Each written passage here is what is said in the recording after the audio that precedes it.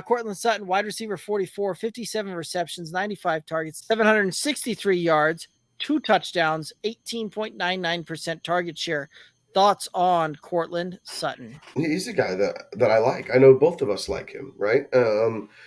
He's someone that if you're he's a good wide receiver depth piece. He's a good guy that if you're going running back heavy early, he's a guy that you can fill in and plug in as um, your second wide receiver and not be too far out by the time this is all said and done with. Don't let last season fool you. Russell Wilson does change everything. So instead of wide receiver 44, he could finish as wide receiver 17 this season, and I wouldn't be shocked with that.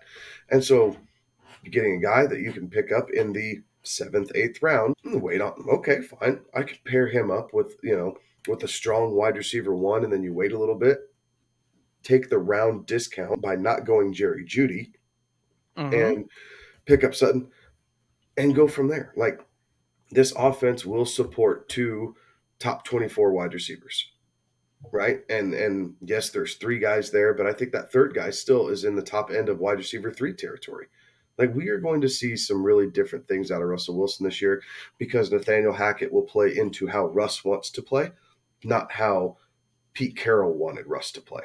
I like Courtland Sutton a lot. I like the value that's there, and he is a guy that I am very happily picking up as we get into the mid rounds of drafts at what I perceive as a very deep discount.